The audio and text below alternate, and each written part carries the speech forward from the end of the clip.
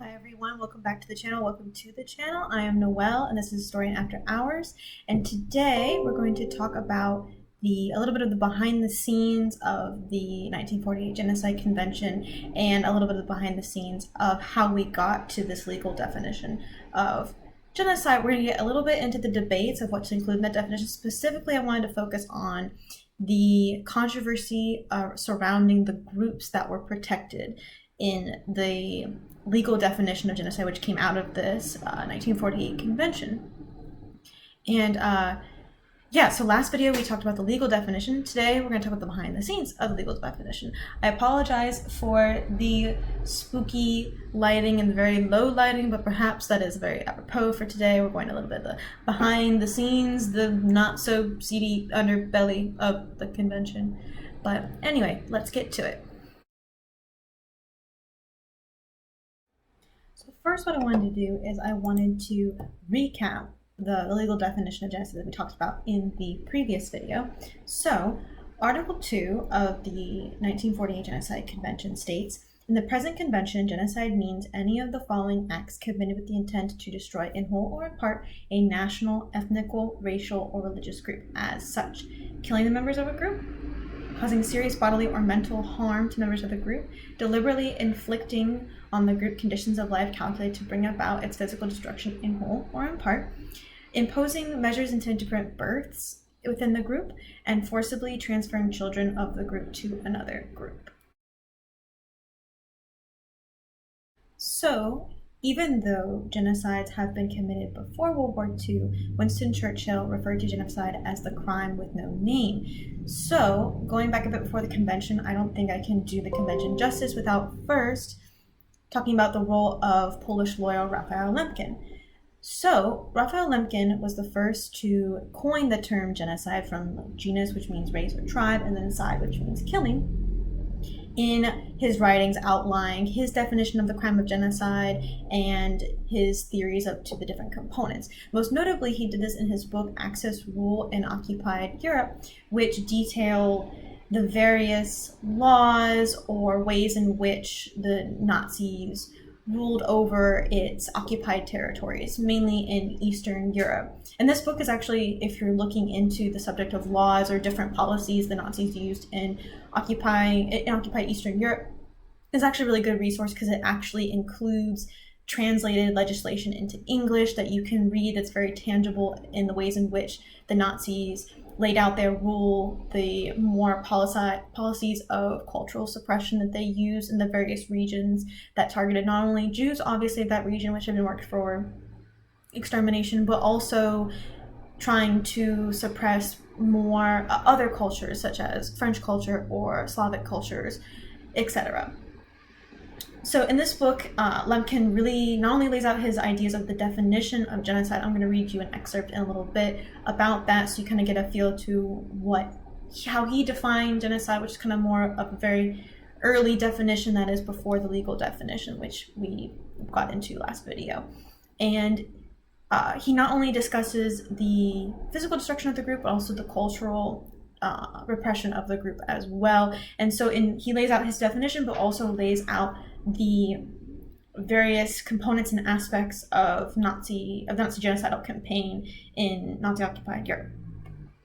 And he really puts an emphasis on the targeting of national and ethnic groups, and notably doesn't exclude, but also doesn't really emphasize the persecution of political groups or certain socioeconomic classes, even though there was ample evidence in the 1940s that there were instances of this, particularly in USSR, where political groups and class enemies were being singled out for annihilation. And his ideas were first presented to a council of legal scholars in Madrid in 1933, even though Lemkin actually couldn't be there himself to present it because he couldn't get a visa.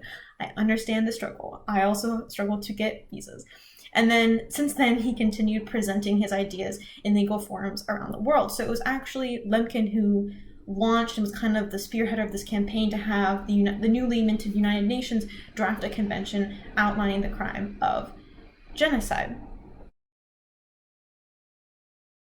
Right now, I'm going to read to you a excerpt from Access Rule in Occupied Europe, which is it gives you a little bit of insight into Lemkin's ideas on what the definition of genocide should be. So, Lemkin says, by genocide we mean the destruction of a nation or an ethnic group. Generally speaking, genocide does not necessarily mean the immediate destruction of a nation, except when accomplished by mass killings of all members of a nation. It is intended rather to signify a coordinated plan of different actions aiming at the destruction of essential foundations of the life of national groups, with the aim of annihilating the groups themselves. The objectives of such a plan would be the disintegration of the political and social institutions of culture, language, national feelings, religion, and the economic existence of national groups, and the destruction of the personal security, liberty, health, dignity, and even the lives of the individuals belonging to such groups. Genocide is directed against the national group as an entity, and the actions involved are directed against individuals, not in their individual capacity, but as members of the national group. Genocide has two phases. One, destruction of the national pattern of the oppressed group. The other, the imposition of the national pattern of the oppressor. In this opposition, in turn, may be made upon the oppressed population, which is allowed to remain, or upon the territory alone, after removal of the population and the colonization of the area by the oppressor's own nationals.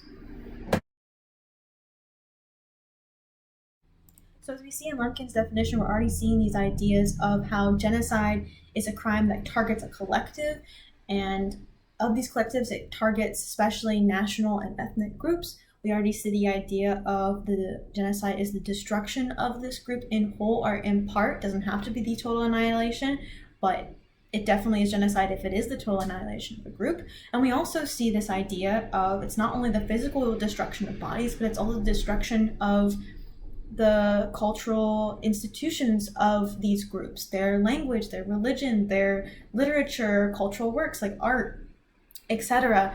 And so Lemkin also included that in his definition. We'll see where that goes in the convention's legal definition later on.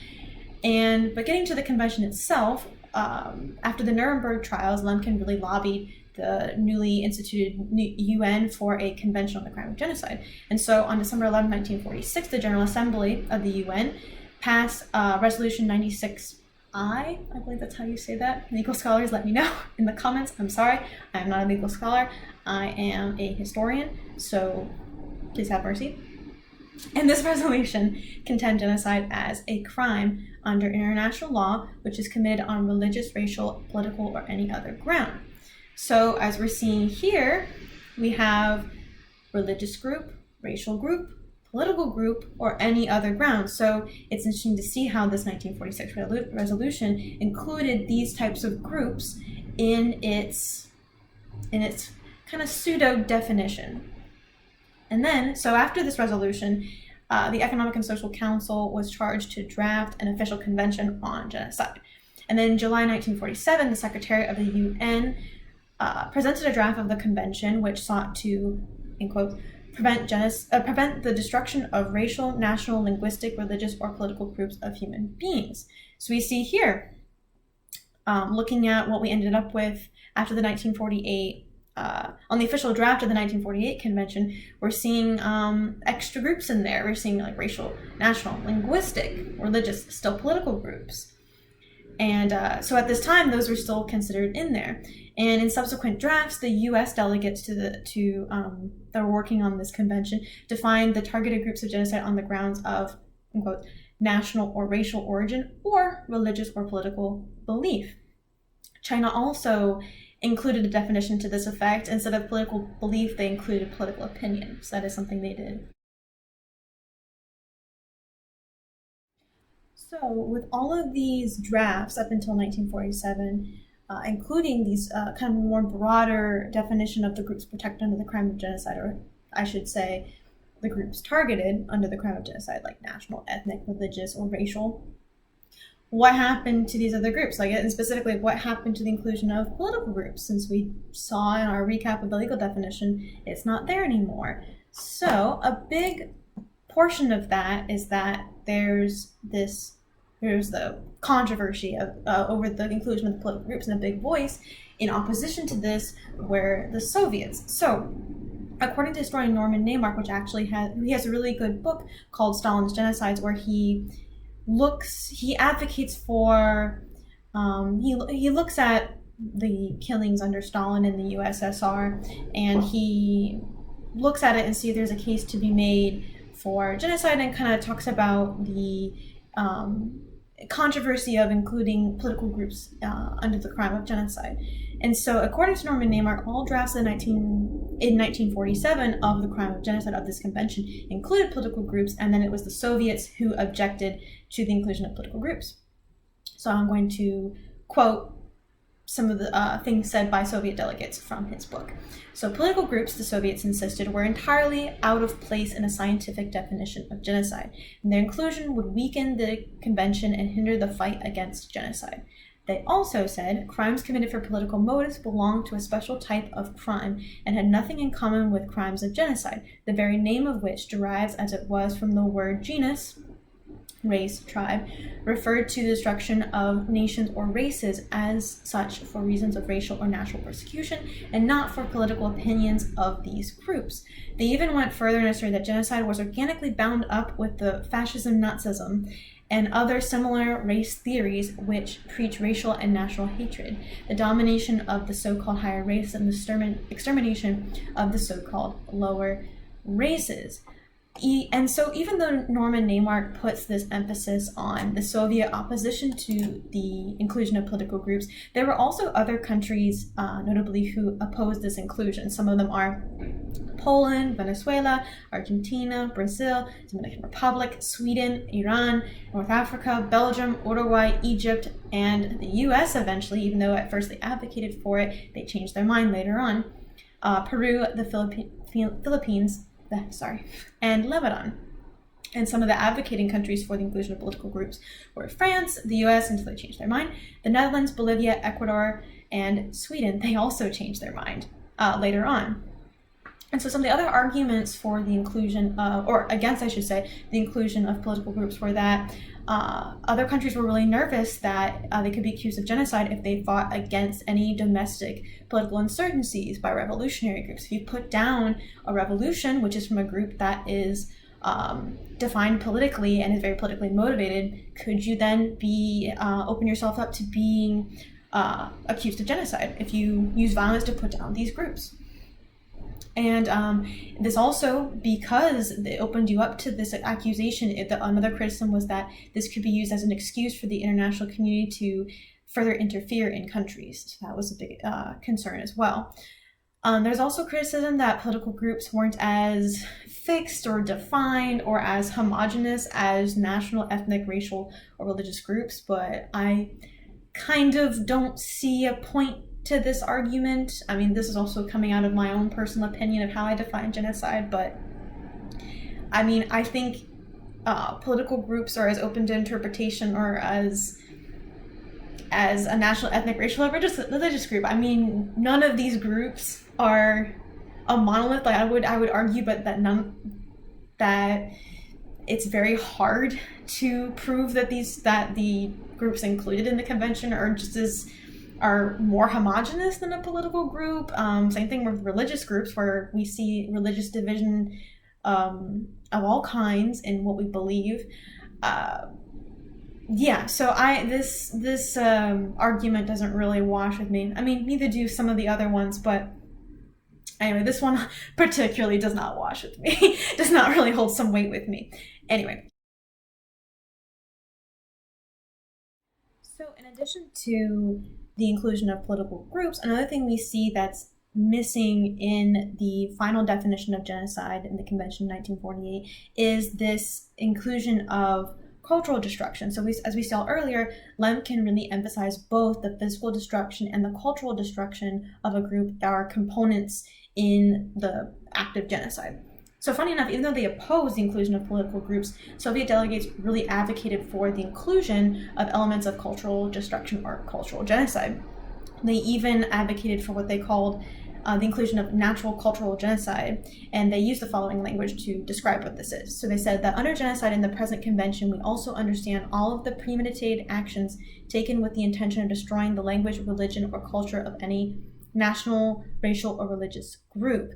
So in this cultural destruction, they include the destruction of libraries, museums, schools, historical monuments, buildings used by religious groups, or other cultural buildings and objects of culture used by such groups.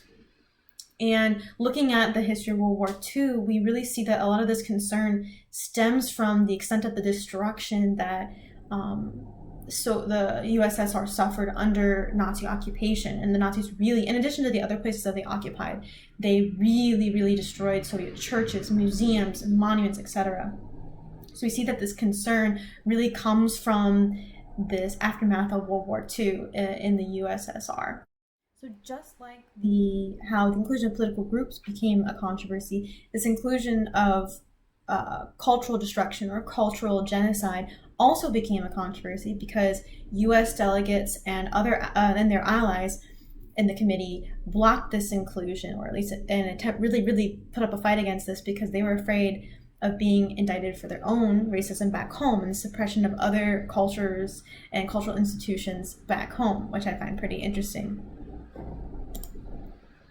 So the result, at the end of the day, for the sake of getting this convention passed and ratified, cultural genocide was not included, but political groups were also taken out to appease the Soviets. According to Naimark, Naimark really puts a lot of weight on the fact that Soviets spearheaded this. So, and it's interesting enough, another scholar of international law, William Schabas, claims that there was nothing particularly Soviet about the opposition to the inclusion of political groups due to all the different countries who opposed it, as we listed earlier. But however, William Schabas says pointedly in his book about it, I'll link it in the description, and I believe this too, I think he sums it up pretty well. He says that political groups were excluded for political reasons, and as we see in all the different negotiations and why cultural genocide wasn't included, but also political groups were not included, we see a lot of the kind of political machinations in how did we churn out this existing definition. And it's interesting because according to Naimark, Lemkin even opposed the inclusion of political groups at this time in order to get the convention ratified. So we see a lot of this, we have to get like this horrific, we're coming out of World War II, this horrific crime of genocide just happened, even though genocide was not included under the indictments in Nuremberg. We can potentially talk about that later. That's an interesting point. But in the aftermath of World War II, in the aftermath of the Holocaust, we now are tasked with defining what just happened and really getting it into a convention, getting this defined legally so that we can prevent it from happening again. And that is all I have. I will link all the sources that I use in the description because, as I said, I just highlighted a few of the controversies, and there's probably a lot more going into it that if you read Schabas's book, or I also recommend you look at the chapter in Naimark's book where he really talks about this, how political groups were not included, though bear in mind he does put a lot of weight on the Soviets' role in this, and so as you now see other countries oppose it too, it was not just them, and it probably was not particularly Soviet, though they do hold a lot of weight in the discussion. So keep that in mind, but I will link those in the link below. Thank you, and have a good one.